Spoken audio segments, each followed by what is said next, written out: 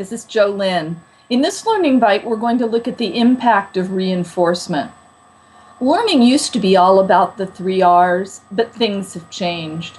When I was with the School to Career Network, we added a 4th R, relevance. Today, we're going to add a 5th R,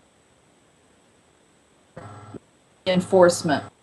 Cognitive learning theory tells us that whenever we're learning, our brains do 3 things. They take in information, process that information, and integrate the information with what we already know.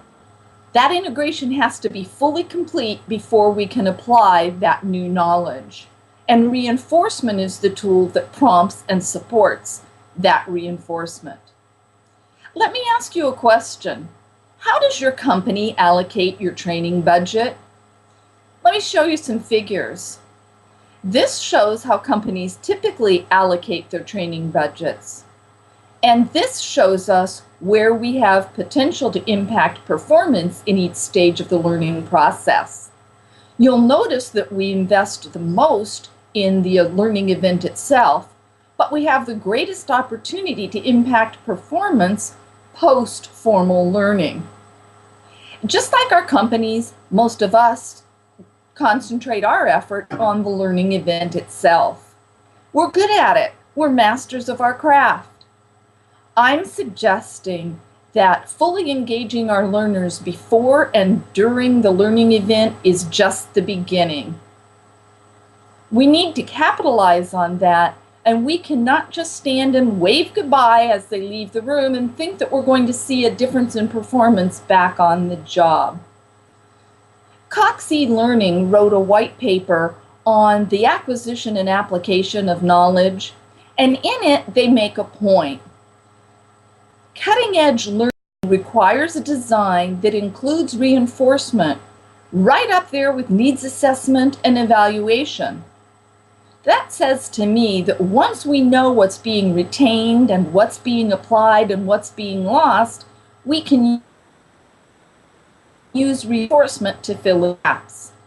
So let's look at some reinforcement tools. We'll call them our 5 R's of reinforcement. Basic adult learning theory gives us opportunities to reinforce, to aid in retention, and we can use that after the learning as a reinforcement too. We can do things like send an email with the key points from our learning. We can provide job aids that learners can use back on the job.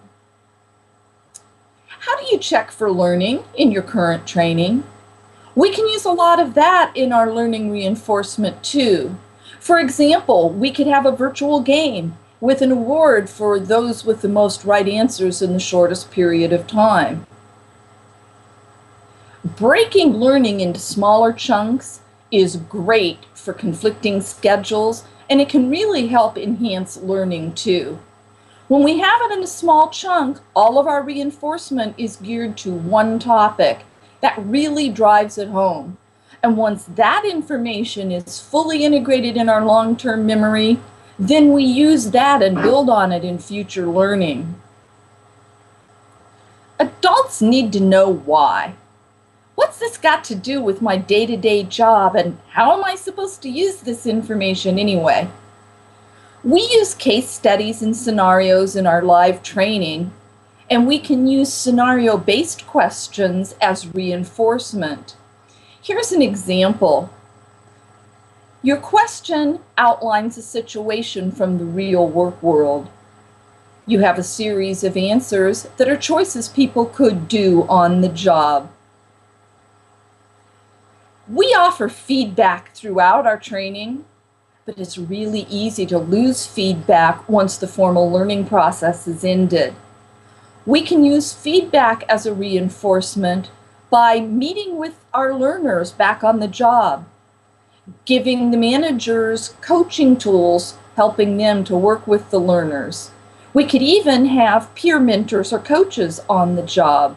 So why do we need to reinforce learning? Because it's no longer the 3 R's, because we typically invest the most currently in the learning itself, and we found that our greatest opportunity to impact is after the formal learning. We can address all of this with our 3 R's of reinforcement: repetition, retrieval, routine, rationale, and rapid feedback. Thank you. Best of luck to you as you apply the 5 R's of reinforcement in your own work. This is Jo-Lynn Feinstein, and this is your Learning Bite.